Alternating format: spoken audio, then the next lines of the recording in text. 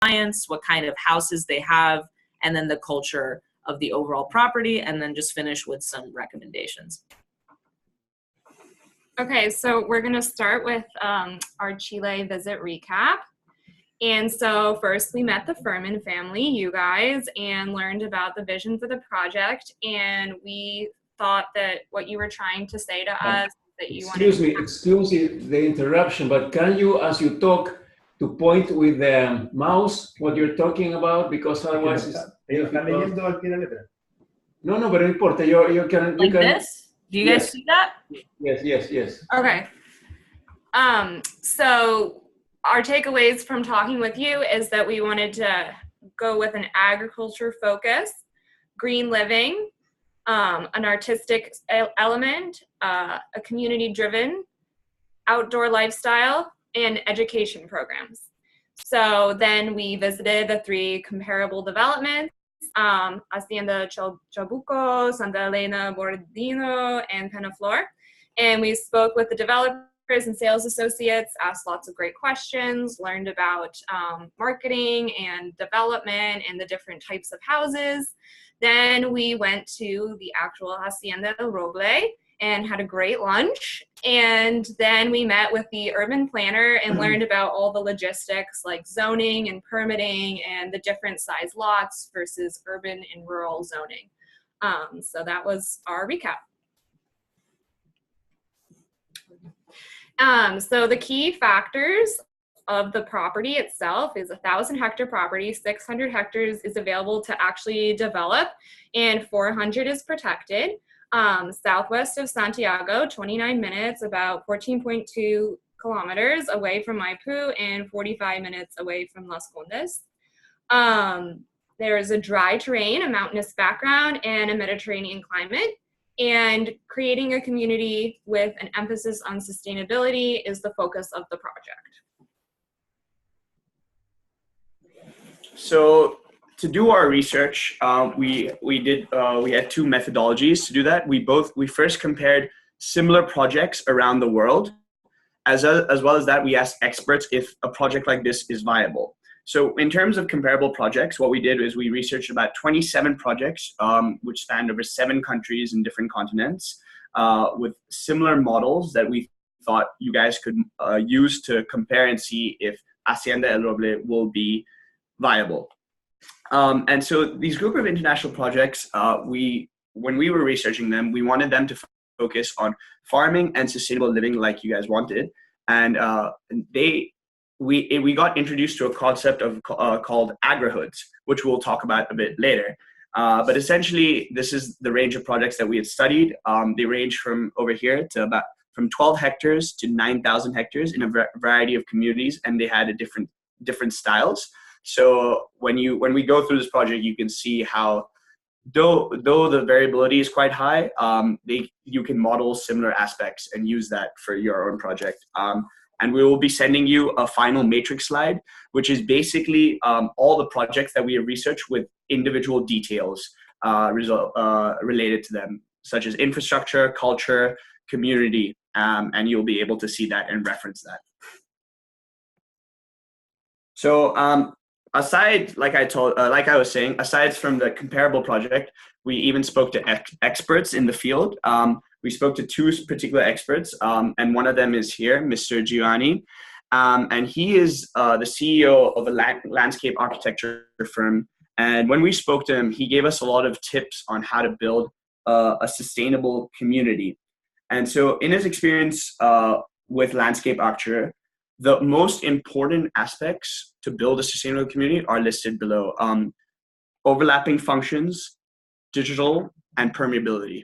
And so if we move over to the next slide, what he means by that is that when you're talking about overlapping functions in a community, you don't want to just make every aspect of the community individual, work, living.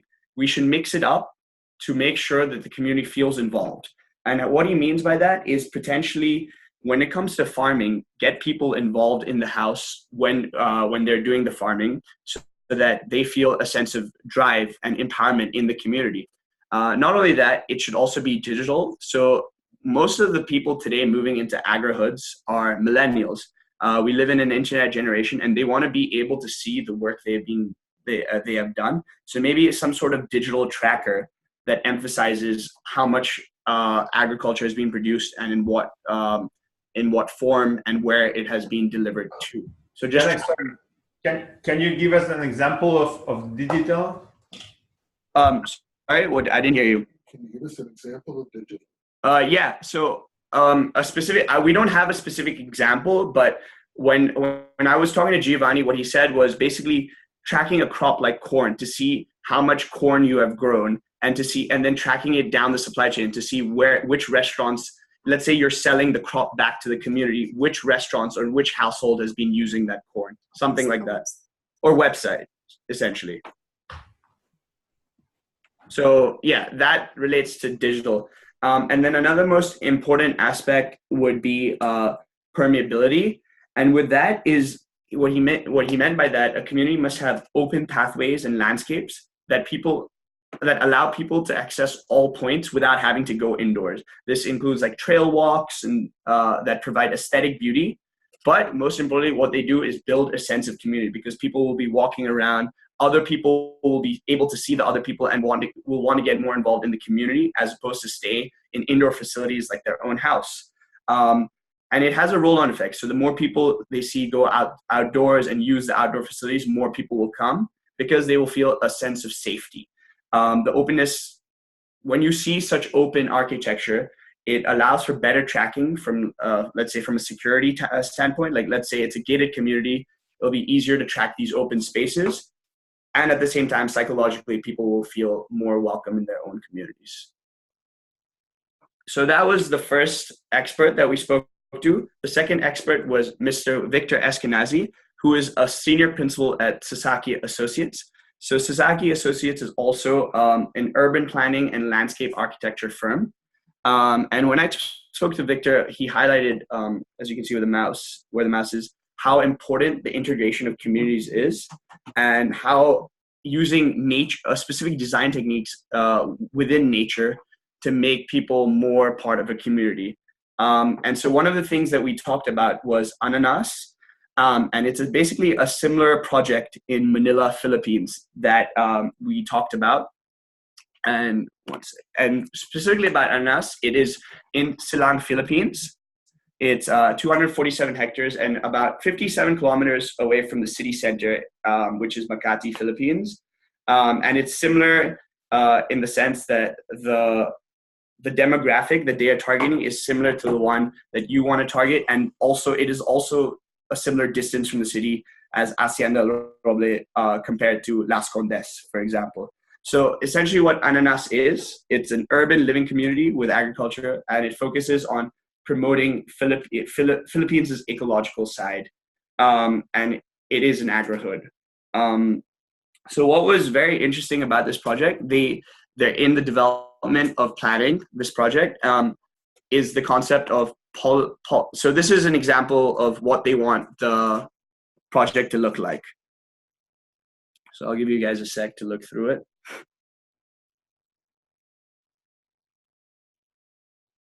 Okay, and so what they introduced a very interesting concept of pollinator paths.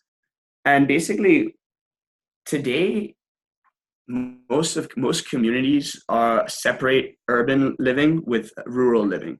But AgriHoods is trying to combine that and combine urban living with farming, because people feel more inclined towards sustainability and farm to table food, which is what is creating the demand for projects like these. So pollinator paths work really well in developing these communities. So how it would work would be, if you see over here, in communities like this, whenever we did our research, we saw that the farm has to be at the heart of the community. But what happened sometimes was there would be just one communal farm, and people in the community would not feel empowered or inclined to go to the middle and help out with the farm. They would prefer only to work on their individualized farms. So what could work is this pollinator path, whereby there are cuts of farming across the property, as you can see with the mouse. And so the food systems are across. And with that across, people, and you have a row of houses right next door, so that people are not only providing for their own private farms, but also communal farms. And also within that, it creates a nice architecture, landscape, I should say, to create a strong network of streets and blocks, if we look over here. And you can start building retail and commercial sites right next door, like restaurants, other like parks and public spaces. And then from there, a whole community can form, like here. And it's interesting to note that the shape of this property is quite similar to Hacienda El Roble. Jannak, one question. Yes. These two people that you just mentioned, that you talked to, Yes. Have they actually executed and implemented a real city, or they have just won contests? No, they have. They have executed multiple projects before, in a variety of countries and cities. Do you have pictures of a real project on the presentation, or just like renders? It's real, yeah. Okay. This is the professor. Sasaki, the firm that is developing Ananas in the Philippines, is the largest urban planning and development design firm in the US. And they've actually built something on every continent, although I'm told their project in Antarctica is very small. But they've done large developments of various themes and types pretty much everywhere. Okay. Yeah. So this is so the project that they're building now, this is what something will look like. So you can see the houses on the side and all the irrigation and farming cutting through the middle, and there are walkways in between, so that it's in the heart of the community. So if you can see it over here. And note that all these experts and people we've spoken to, we have a contact list. So if you have any more questions specifically about, for example, the pollinator paths, you can contact them directly, and I'm sure, and they said they would be happy to work with you. Yeah. And also, interestingly enough, this person, Victor, that we spoke to, he's working on a project now in Valparaiso. So he's making frequent visits to Chile. So he could be an interesting person to talk to. What is he doing in Valparaiso? So he's developing a project. It was basically oil tankers. This family had oil tankers before, but that went bankrupt. So they want to redevelop that land at right by the beach and make it more of a community public space. So they're trying to beautify the beach of Valparaiso. It's essentially their goal for the project. And who is the owner of the project? Is it the government or is it private? It's a private family. Huh? So he didn't mention any more, but I'm sure maybe if you ask him, he could give you more insight. Yeah. He works for this firm that Professor said that is Yes. one of the largest US firms. Okay. Yeah, Landscape firm, He's a right? senior associate. Yeah. Es una compañía. Ese gallo, Víctor, Trabaja en una trabaja compañía de este tipo de cosas. claro, gringa, pero que hace cosas en Filipinas, en Valparaíso ahora. Okay, so next we're going to talk about this term that we've been mentioning a lot, which is called agrihoods, and just explain what that is. So taken, unfortunately the date cut off on the presentation mode, but this is a screen capture of a Wall Street Journal article, and it was written on March 15th of this year. So it shows just how trendy this is, and obviously this has been vetted and approved by the masses if it's appearing in a major publication like the Wall Street Journal. Specifically, this property that this man is pictured working on, we actually researched, and it's called Kukui'ula. Who knows how to say that? Hawaiians. It's in Hawaii. But this is one of the many that we researched, and we just wanted to show you that this is a term that's not only used by kind of the upper elite that are living in these neighborhoods, but it's actually a vetted term, and it's very trendy and very popular at the moment. So just to explain more about agrihoods.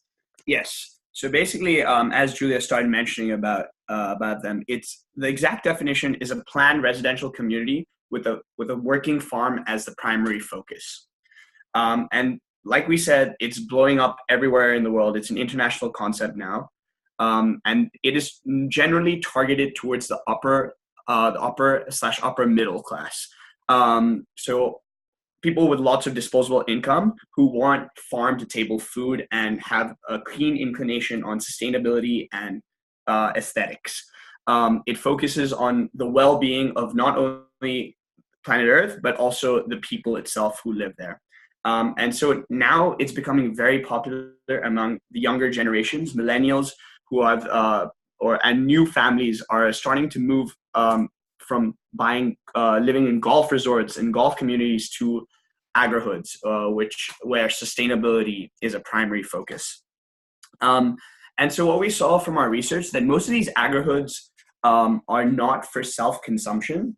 Are for self-consumption. They're not for selling. So, which is kind of what it makes it different to the kibbutz, which is what you guys wanted us to research. We thought agri-hoods was more relevant for a project like yours because kibbutz was farming to give back to the country, and that created a sense of pride towards the farming. Whereas in agri-hoods, it's a more forced community, which is very doable, but it's not so much for patriotism. And so we explored in our project different models of how agri-hoods have formed around the world, which we will start to talk about now. So just to get into the specific sections we researched for all of these properties, we looked first at their agriculture, which Jannak will talk more about. Again, agriculture is the main factor that these communities have been built upon because it creates, again, a sense of community and permeability. So as you can see from our data, we researched 27 data points, whereby in farming, most of them had either both an individualized farm and a communal farm or just a communal farm. As you can see, this is done because people want to create a sense of community. If there's only individual farms, people will be less inclined. People will have different motivations and different efforts. So if you make it communal, everyone is empowered. And again, since that most of the people targeted with these agri-hoods are of upper to upper middle class, upper middle to upper class, the crops are for self-usage as opposed to being sold. Sometimes they're donated depending on the area. And now Julia will talk a little bit about the different climate types. Hello, excuse Yes. me. One interruption. Yes. I'm trying to guess that chart, and I understand that the crop usage is very small. It's only, compared to the self-usage is 1 to 25. And so the question is, whether the production of the agriculture of the crop is mostly self-consumed and not for selling in the market and generation and making a kind of a profit? Yeah. Yes, that's correct. Yeah. Most of it is for it to be consumed within the community itself. Yes. Or it's given back to the community surrounding the agri-hood, like the local city, for example. Yes. Okay, so that's different from my point of view. Yeah. Yes. Yes.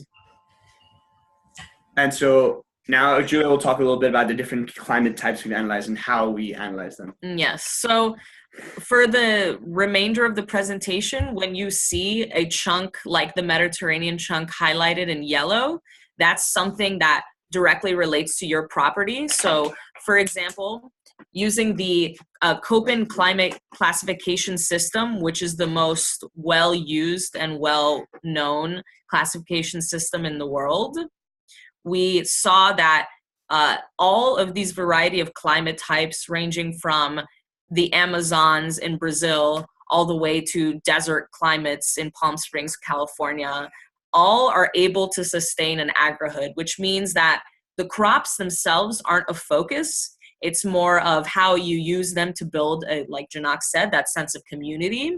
So as you can see in the chart, there's already been 5 places we've researched alone in the Mediterranean climate that have been validated by the market to be working sustainable agri-hoods that people like and people want to buy into. And so we're going to talk more also about the supporting infrastructure. Of course, we mentioned that the farm is definitely the focus of these agri-hoods, but there's a variety of ways you can amp that up with infrastructure or rely on outside infrastructure as well.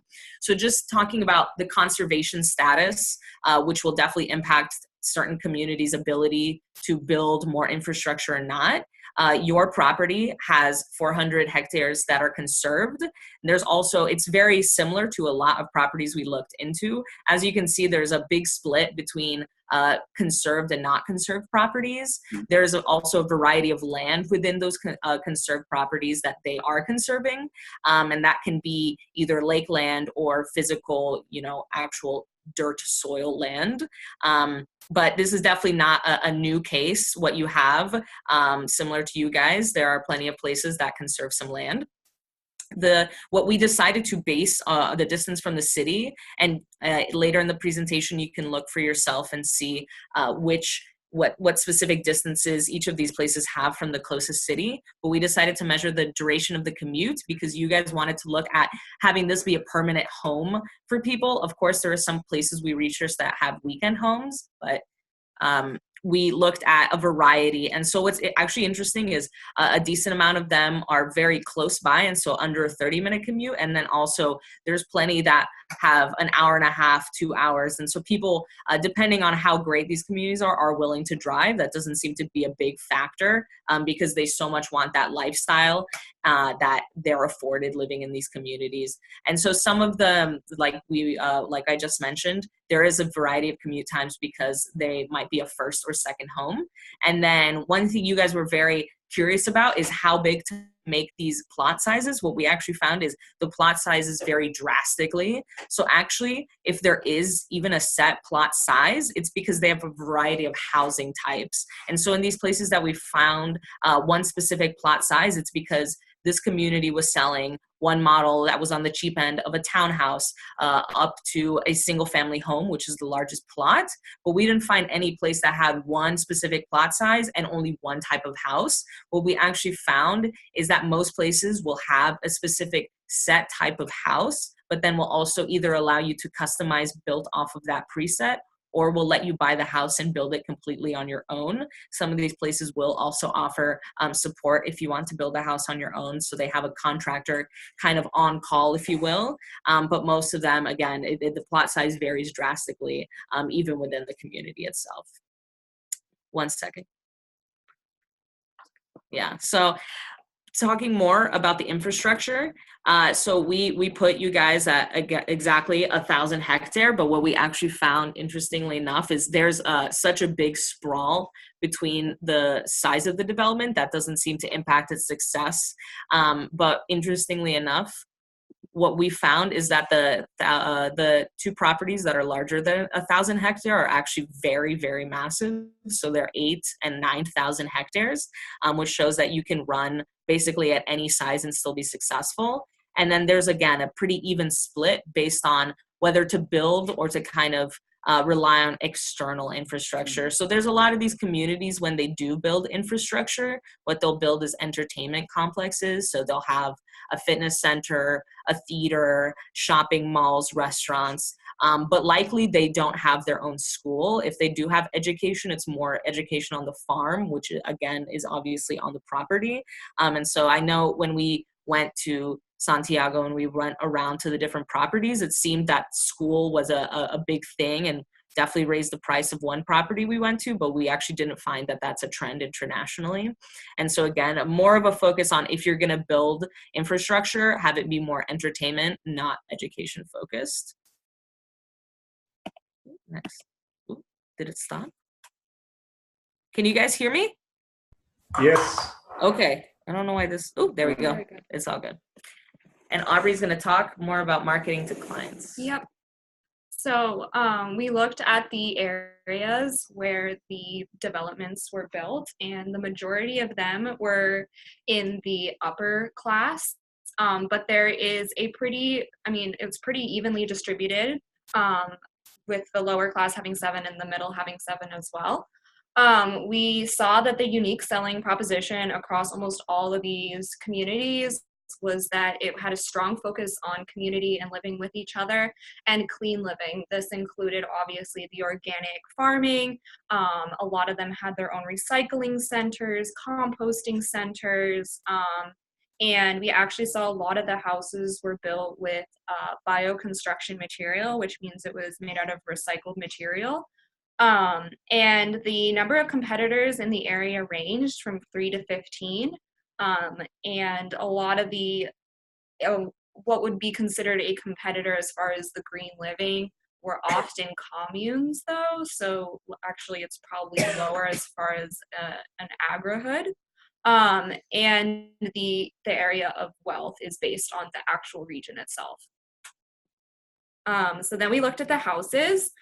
So the housing prices were mostly on the higher end, and we actually saw in a couple of the communities we looked at, they had shared housing, so it was a completely cooperative community, and nobody actually owned them, and they all lived together.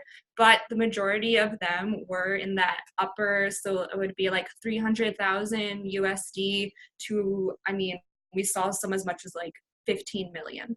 And then we actually realized going through this that it wasn't just buying. A lot of these properties had the option to lease. So they had condos that you could lease. And additionally, many of them had either educational programs or retreats associated with them to increase revenues. So they would have these beautiful buildings, which they would rent out either by the night. Some of them have vacation packages, wedding packages, those sort of things, in addition to an entire package deal where they have a restaurant, they live in the community for like a month, and then they go to these classes. And then we also looked at whether or not the houses were model and custom, and the majority of them had some sort of combination where there would be a model, like Julia said, a base, and then you could build off of it. But almost all the ones that had, other than 2 that had the model option, they also had the ability to be completely custom. And then once again, there's that shared housing model, and that was more of the hotel side of things. And yeah, I think that's it.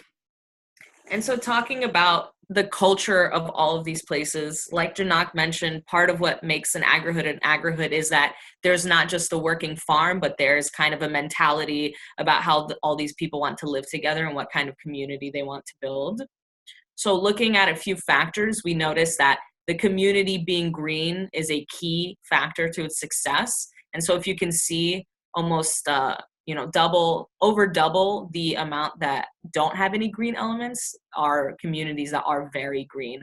And so as a base, that includes having a solar array. What we found was actually interesting is that some of these places even have excess energy that they sell back to the city they're located in. And so this is actually it makes a lot of fiscal sense for these communities.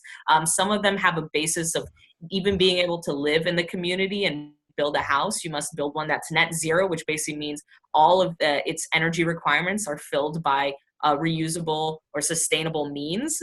And then in addition to this, because there's a farm element, composting makes a lot of sense. And in addition, you guys can even consider using your lake. And so some places had water cleaning or water sanitation, similar sort of projects where they do have a lake featured in their property. And so you can definitely use that to make it green and sustainable.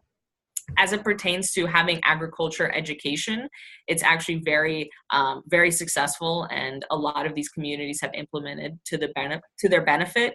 And so at the base layer, when we say education, like we were talking about earlier, that means, learning how to farm. And so a lot of these wealthy people, they come into these communities wanting to live a healthier lifestyle in a place that has cleaner water, cleaner air, slower pace of living, but they don't know specifically how to farm. And so you definitely need to teach them these things in order for them to have more agency and feel more involved in the community and like they're having an impact, like we talked about earlier.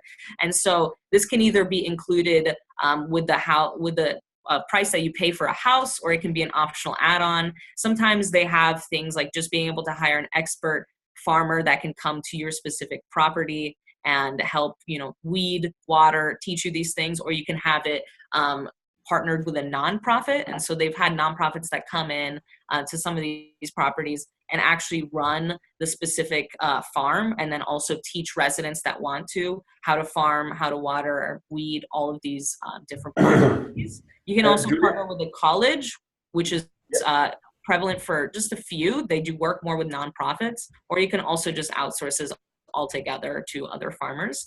Hi, do you hear me? Yes. Sorry, few questions. Maybe you said it before, but can you explain a little better what agriculture education is, and whether you said something about that many of the projects partner with nonprofits, and those nonprofits do the maintenance of the crops? And last question, whether the agriculture happens in a communal area or in private, in the private houses? Yeah. So when we're talking about agricultural education, this literally means how to farm, because when these wealthy people are coming in to these communities, they've never farmed in their life. So they want more to live the lifestyle that comes with farming, but they don't know how to do it. And so in order for them to be part of this community and feel like they have a literal hand in the farming, they need to be taught how to do that. It varies by each place, but some of them have it just included with the fact that you're living in the community and you've paid for this house. Some of them, it's an opt-in, which means that you have to pay an additional amount of money, and you're taught by farmers. Some of them are live-in farmers, which means that they're paid by the specific community to teach all the inhabitants these skills. And then sometimes they work with nonprofit organizations that come in and they teach people how to farm. These places that they're having a nonprofit run their farm, that means that basically just the day-to-day is run by the nonprofit. And so that still means that the people can come, the people living in the community can come, and when they want, they can be involved, but the success of the farm doesn't rely on them, meaning that if there's a week where none of them want to farm, not everything's gonna die, which is pretty smart, because this is more of a hobby rather than a lifestyle. And so partnering with a nonprofit is a rather smart idea. Did I answer your last question? Last question was, where does this happen? Does it happen in a common area or private places? Yeah, so this happens with the common gardens, but there's a few when you add, there was a few houses where it's more of the optional add-on. So like we were talking about earlier, that base house that comes with customizable options. A few of these communities have a custom option of adding an individual farm, and then that's when you pay kind of an extra, that's when you pay an extra fee to be taught. Okay, thank you. The professor mentioned one last project, which is called the Food Project, where the farms are at common areas and they actually donate the food to several places. There's actually, this is definitely a trend. We looked more at kind of agri-hoods where they feed themselves with what they grow and it's wealthy people, but this definitely has, and we'll talk more about this later, but having an agri-hood actually very positively impacts the surrounding area, and we can, we'll get more into that later. Oh, I forgot to mention the last option. Only one community did this, but this is something that you may consider if you're trying to target the richest of the rich in Santiago, which is an outdoor concierge. Basically means that when you want to have any sort of outdoor experience in the surrounding area, you basically go to wherever kind of the home base is, whether that's a ranch, a clubhouse, the selling office, whatever it is, and you can pay for packages. And you guys would be the ones coordinating it, but basically your residents would be able to come in and then they would buy a weekend trip hiking with a guide, or, you know, going on a bike ride with someone else. And so it's, again, it's more for the richest of the rich, but that's something you guys can look into if you're interested. And then to finish up looking at the culture, we talked about kind of co-op, classes, etc. It's definitely not necessary. It's a split between how many communities have and don't have it. Some of them are in the sort of land stewardship area. And so this means, you know, just in addition to picking the crops for your own personal usage, you also go and you weed it. Hello, excuse me. Yes? The thing is that we have many questions along the time, so along the explanation. So maybe you have to speak with shorter sentences and let us have a chance to ask. And my question is the following. Do these people live in these places all their lives, or they have their normal life in the city and work professionally in the city or whatever they do? Yeah, there's a mix. Some of them have this as their first house and they commute to the city. Some of them have this as a weekend home. Some of them retire to communities like this. And so there's a variety. Okay, another question. Is there a, can you classify in general what is the profile of these people? Are they young, old, professional, not professional? Could you classify, or there's a mix of everything? Mix of everything. Okay. Yes. Okay. So, and I'll just briefly finish this off. Again, the co-op feature can take a variety. It can be exercise classes, outdoor activities, lifestyle classes. A big thing to recommend, though, is if you do want to implement a co-op, a lot of them go through what they call their clubhouse or ranch. So it's kind of a home base shared space that anyone who lives in the community can use. And out of there, they'll take these classes, they'll meet up for different activities. And it's also a place where they put a lot of their infrastructure, like their pools or like their fitness centers.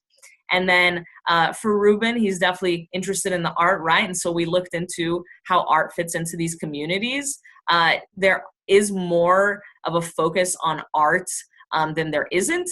But when these communities do focus on art, they use it more as an enhancement to the infrastructure, or it's rather as an enhancement to the architecture and the design. So actually for the very wealthy, what they do is they'll design these houses in these kind of escape locations where it's away from the hustle and bustle of the city, and they'll have it be kind of a weekend, beautiful designed home that integrates with the surrounding nature. And so if you're trying to target, that A1 bracket, definitely having a very beautiful house is a big selling point for the wealthy.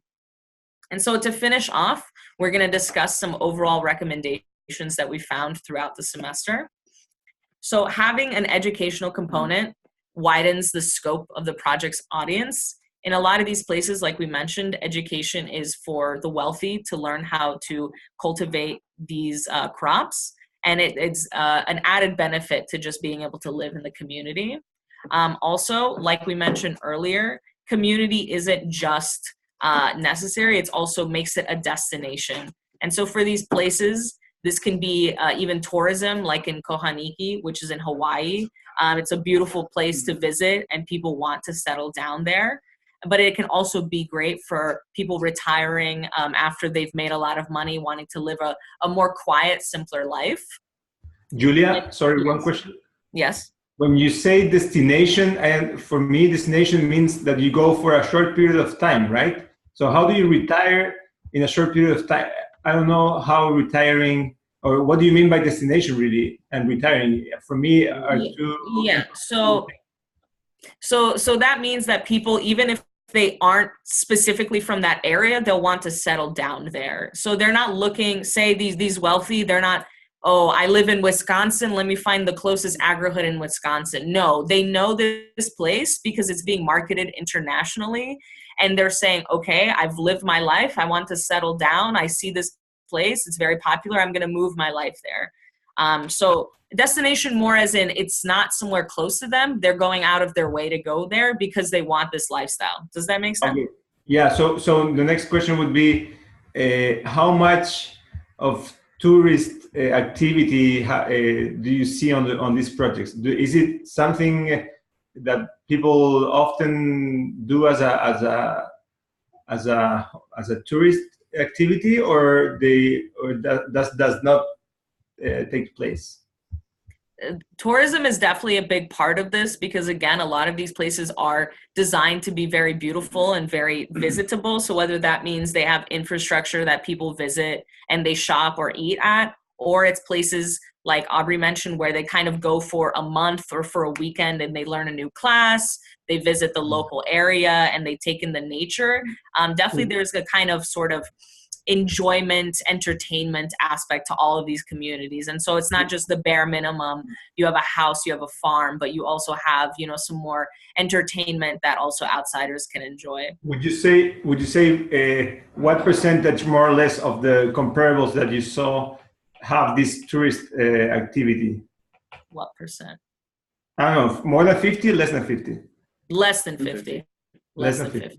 Because that's an interesting way to maybe to pilot this and to have a sense of the interest of the people, starting by doing something as a tourist activity, because that might require less investment and less development of the city, you know? Does that make sense to you or not? Yes.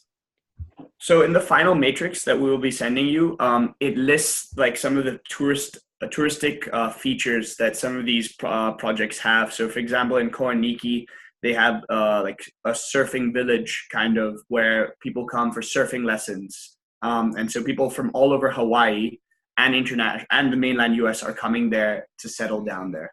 So there are different aspects of tourism, but like we said, the specific aspects you can see in the final matrix. Okay.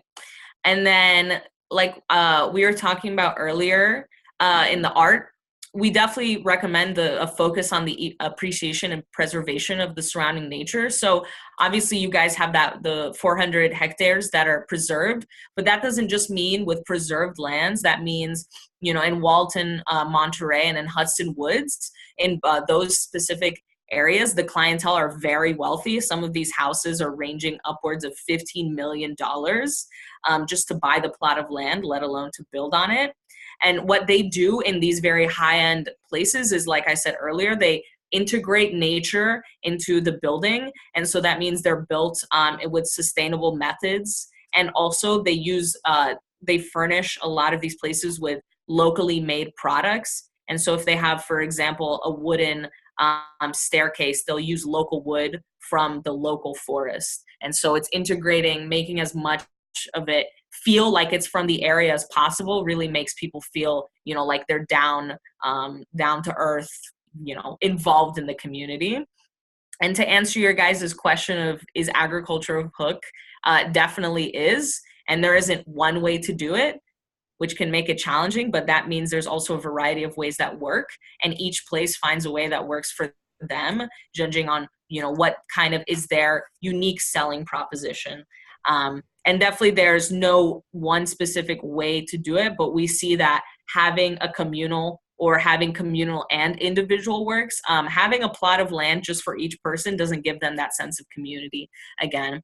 And then leaving the community an option, not a necessity. What that means is, as much as possible, especially with the size of your development, we see that once it gets past maybe 500 hectares, these people build infrastructure that makes it, you know, not necessary to leave. And so that means they can get their food in the same place that they'll buy their clothes, that they even send their kids to school. And so making as much infrastructure as close to them as possible, because they want to live and enjoy this community and not have to leave to go shopping, etc. Jannak, yeah. can you explain? One question. Hello. Yes. Yes. All of these communities, or in general the communities that you have described, it's an initiative of a private person or a private company or developer, or it's the result of a meeting of a few people, or maybe more than a few people who have share the same visions, and they decided to develop it on their own. Do you understand? Yeah, usually there's one person. So for example, Walden, Monterey, that's about an hour and a half drive outside of Silicon Valley in San Francisco. So this one really wealthy guy bought a lot of land, and he's parceled it out, and he's selling it one by one to buyers. It's only 22 plots of land, and he has one or two developers that work with the person buying the land to build their house. But it's usually one person or like one group of people that will buy it. One people that will develop it. Sometimes they develop it themselves. Sometimes they split into neighborhoods and they'll have different, like I was saying earlier, they'll have the condos developed by one company, the single family homes developed by another. There's no one right way to do it. Having multiple works. Another question. One thing is to build houses and sell houses or sell lots of land, lands, not lots of land, but Lots. Yeah. Lots. Okay. Yeah. But the other thing is how to coordinate with the crops that are going to be planted there, and how to decide what crop goes and what crop doesn't grow, because there are so many crops, and I suppose there's a kind of guideline of study to define to limit the amount of the diversity of agricultural production. Yeah, so again, there's no one right way. We can kind of jump ahead and go to the last recommendation, which we were going to spend some more time on, which is basically making what you have work for you. So there, in our studies, yes, there's some things that tend to work more often than not. Like, for example, having a communal farm versus only having an individual farm. But there's no one right crop. And so in some of these places, when the clientele is very wealthy and they want a more boutique farm experience, they might not want local seasonal fruits and vegetables. What they want more is more of like a boutique crop. So for example, in Miramar, which is in Palm Springs, California, where they get a lot of people driving in and out of LA to work from, they actually just have one crop, which is an olive grove. So they make olive oil, which is, again, more of a boutique experience as opposed to, for example, the Cannery or South Village, where they have lower socioeconomic class. So these people aren't as wealthy as the place I mentioned before. And what they do is they involve themselves more in the farming. And so in that case, they have more seasonal, whatever's local and whatever is able to be grown at that time, fruits and vegetables. So it really depends on what you want and what kind of clientele you want to attract. But again, there's no one right way that works, which of course would be easier, but it's not the reality. And so it's left more to your guys' decision. Julia, have you seen a trend whether the crops in general are more high-tech crops or something that differentiate them against a regular agricultural activity, or not necessarily, and the crops that they grow are like mainstream crops? Yeah, so again, some of them might be just whatever's local to the area. So the ones that we researched that are more in the northeastern region of America, they'll have just whatever's seasonal, because that's an area that's very dominated by the seasons. When you go to Rancho Esencia or the Cannery or Miramar, that's in Southern California, again, it's a desert sort of Mediterranean climate. And so you can grow whatever you want because winter won't come and kind of ruin it for you.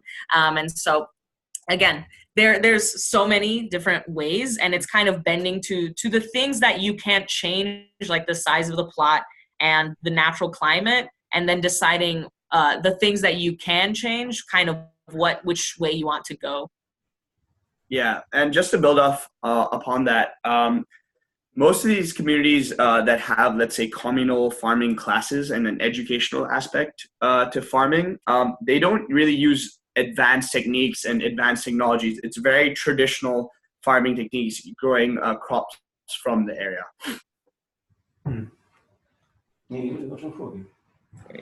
Okay. We're just going to finish the last two, and then we can talk a little bit more, although Professor Gertz will have to leave in a couple minutes. So if you have any questions specifically for him, you can get them out of the way. But if not, we'll be finishing.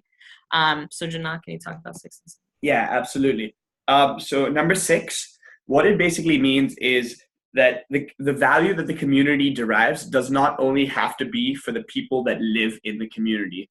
As we saw in examples such as Agritopia and Ananas, sometimes these communities help the outside local communities and empower people from the area. How this works is by providing jobs to local farmers in the area to come work in this community and help develop crops and give out lessons is one example. That was evident in Ananas. Also, another thing is where the revenue that they generate, for example, some of the crops that they generate in the community, they can donate it to restaurants in the area and help surrounding businesses. So a lot of the times you don't have to just focus on the community, but also on the area where you're developing the community and helping them, and it creates some sort of local economy. And just to talk about and finish off with the non-local market, that means that you don't just have to draw customers from the area. Again, there's a lot of places that are marketed internationally that people will want to come to just because of the lifestyle that you're promoting in your community. So again, don't think that you're just going to get people from Las Condes. If that's what you want, that's definitely how you can market it, but you can also reach people outside of the area, people that will want to come for the community and for the lifestyle. And so again, just to finish off, even though we're saying some things that work more than not, it definitely is whatever you have, making it work for you. And so we want to just end off and, ooh, why is it not working? Can you still hear me? Yeah. Of course, yeah, my presentation will freeze, but here, let's see if I can exit out. No, it's, okay. There we go. Basically ending that whatever you have will work for you. So what will your property be? Hey. Can you show them that you have the photos? Yeah. And before we forget, we also have an appendix. So this is for your viewership when we send you over the PowerPoint. Mm-hmm. And basically for each project, we have a Google Earth snapshot of where the project is located. And the distance on that Google Earth snapshot, we have the distance between the community that has been developed and a nearby major location, or for example, a city center. And also on top of that, we have pictures of different components of the community, whether it be agricultural, cultural, or architectural. And so on top of that, we'll be sending you 3 different types of files. The expert insights, which I talked about earlier, these are the actual notes from the meetings, a list of contacts for people that you can contact further that relates to the project and get more insight in, and also our main deliverable, the final matrix, which compares all the projects in different scopes. So we can just briefly go over it. If you want. You can, for your perusal, but we put in every place so you guys can kind of see different facets of all these places we looked at. Okay. Yeah. And that was our presentation to you guys. Thank you so much for giving us the opportunity to meet your family, to tour Hacienda El Roble, and to be part of this legacy that you guys are going to create. Great. Okay. So I thank you very much. I think this has been a good presentation overall. I would like to know if you have, when you say agri-hoods are a trend, if you have some data to support that, because I mean, of course, when we look at things in the world, we will find comparables, but that does not mean there is a real trend. So I would like to hear more about that. Yeah, so this definitely in the last 2 years, there's even been research that says 63% of millennials, which are the largest bracket of upcoming families, the majority of them actually prefer, when they're buying a luxury house, to have it be in an agri-hood versus a golf course. So before agri-hoods, the trend was golf courses, that once you want to live in a kind of gated, nice community, you're going to buy one that's adjacent to a golf course. But now the trend that's happening is that people don't want that. They want to, again, work and be more involved in their food, have the farm-to-table experience, live a cleaner, sustainable life. And that's the agri-hood trend. There's over 60 properties like this, and various sizes, various scopes worldwide. And so this isn't just working in the US. Like, we've covered a lot of these. We've looked at projects in Brazil, in South America, in South Africa, so many places. And again, it's just making whatever they have work for them. But in general, this agrihood or this community around the farm is very market validated and very trendy right now. And we do have articles which have specific data points that we can send over that for you to look at. Okay. ¿Alguien más? ¿No? Okay. No, espera, buscarlo un poco.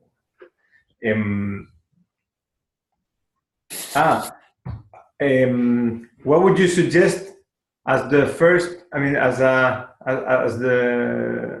first steps for us to do in Hacienda. So, in my opinion, one of the things that we could not research because of the lack of data availability online that you could look at is the cost of similar projects.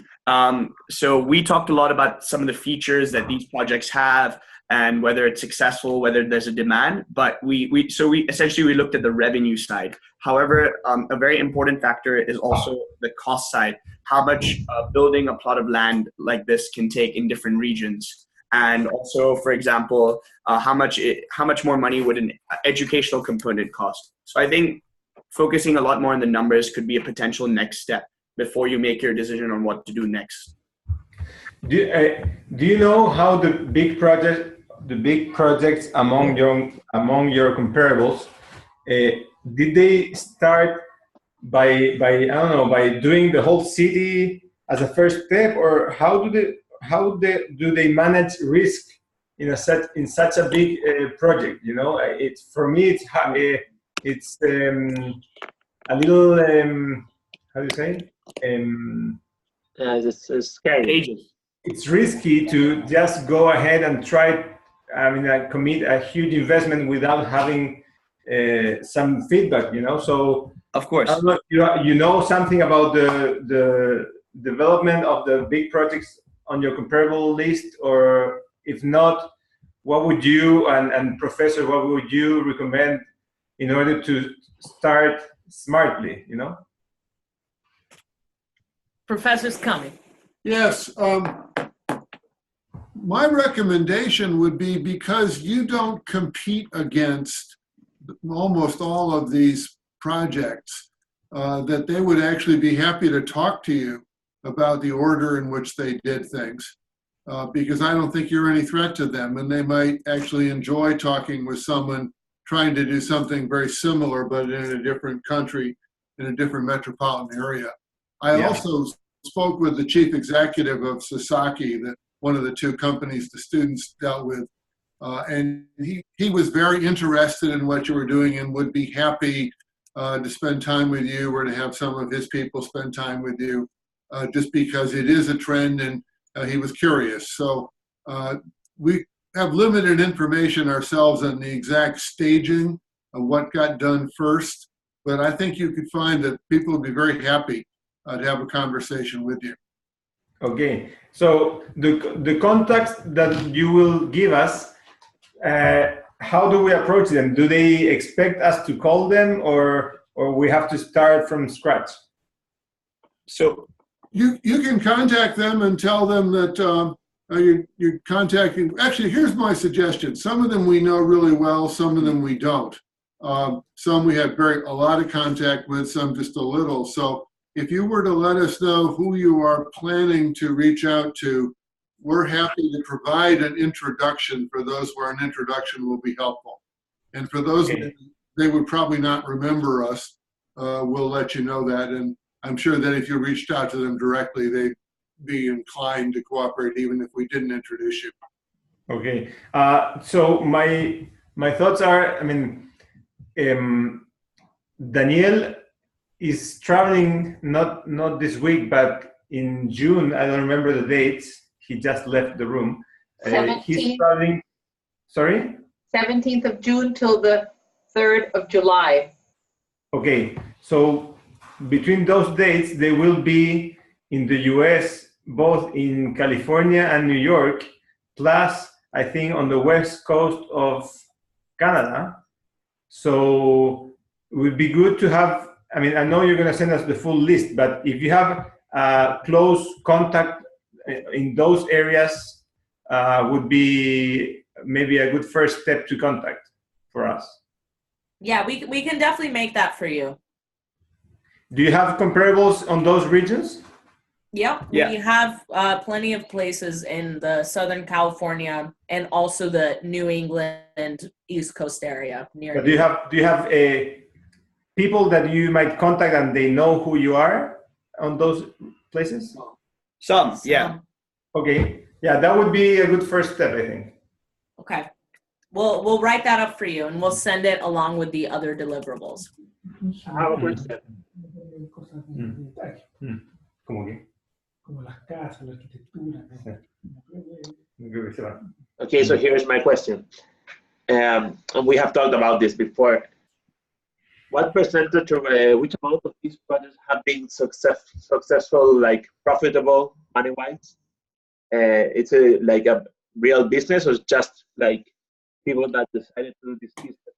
We don't have any of the financial information of any of these places, but judging by the fact that they continue to build houses and draw clientele, as a measure of success of interest, all of these places are successful. Financially, we don't have the data for that because we don't have their financial statements. Exactly. And again, as I referenced, and a useful piece of information would be the cost side of things, so that you could do profit statements and see how much more money you're making than spending.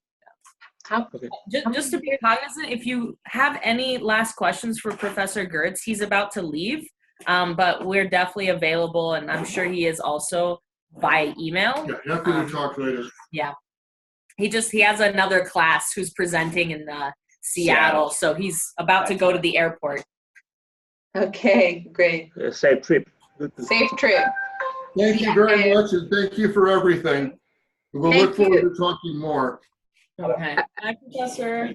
Very nice presentation, and I wanted to know how long these projects have been existing. Since when does it look like this trend started, and how long has it been?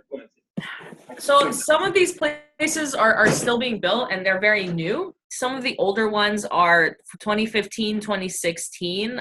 There's some that are a few years older than that, but this is, again, very recent and very trendy right now. Wow, yeah. So these are all new developments. I think the oldest one that we saw was developed 5 years ago. So but that's the start of development. It starting to sell properties was much later. So like within 2-3 years. I pretty much understood, if I understood right, is that the people who are living in these places are growing their own crops. It's not like really a very sophisticated crop. Is that correct? Yeah, most of these places use traditional farming techniques. The technology has not been introduced they want a kind of rustic experience. Yeah, because the whole idea of agrihoods is kind of going backwards and living a more rural and simple lifestyle, whereby you want farm to table food. You want your food to be organic and fresh. So you don't want too much technology involved in the techniques. So that's why they try to keep it simple. So it's more of going or getting in contact with nature rather than with technology. Exactly. Absolutely. That's the whole idea of agrihoods. Yeah. To get away from that city lifestyle and to take a break and have a more simple, less sophisticated lifestyle. Contact with the earth. Yes. Exactly. Which is why these millennials want to move away from the city. Right. Yeah. Technology is too cold. It's a dark path. Yeah. You said something. You said something at the very beginning of matrix slide. Yeah. Can we take a look at that? That's the deliverable we'll be sending you. So we're kind of just cleaning it up and getting rid of some sort of excess bits, and you'll be getting that along with this presentation. Okay. And it's basically every piece of information that's gone into researching this. So all 27 properties, and we have a variety of factors, like all of these that we mentioned, that all comes from the matrix, and all of these kind of different variables. And then you can look into each place by itself. They vary so widely that definitely that will be a great point for you guys to look at when you're interested in specific variables. which we'll be sending to you after this presentation. Okay. Okay. For me, I'm good. I don't have further questions, I think. Awesome. I don't know, Rubén, Verónica. Yeah, I'm pretty good also. Thank you for the presentation, all this working with us. And I mean, hope to see you soon. Great. Okay, so we'll be waiting for the files, and if you can send us a short list aside with these comparables on the regions we just mentioned for Danielle and Veronica's trip, that would be good. If you can send it separately than the rest, you know? Okay. Yeah, absolutely. Great. Yeah, that is maybe going to take us at least a day because we're all technically still like moving out, and the graduating seniors are having grad week. But those other 4 pieces that we said we'd send in the appendix slide, we'll get that to you today. Okay. Okay. That's fine. Okay, guys, thank you very much for everything. Hope you learned something on the way also. For me, it was good to see that we're not alone on these ideas. And Definitely. But we still have, at least me, I'm not clear at all on how to proceed. But this is still helpful. Great. Yeah, and I mean, you guys are definitely not alone. This is a word because it's a trend, right? When something's trendy, they make a new word for it, right? And like Jannak said, the cost is the biggest next step. And so that's when, you guys can get more granular and think about what you're willing to pay. And so when you're going to meet these people, you can already have, your sort of what you're going into thinking about how to develop a hacienda. Yeah, I think a little different than Jannak. I think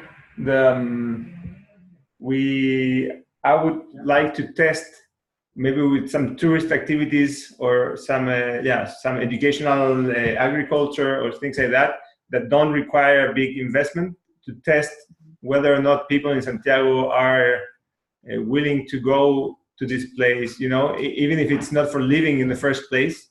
And that way we can test the market, or at least some of the interest, without having to invest, and then if that works, maybe on a separate stage we can evaluate cost of bigger investments. I don't know if that makes sense to you. Yeah.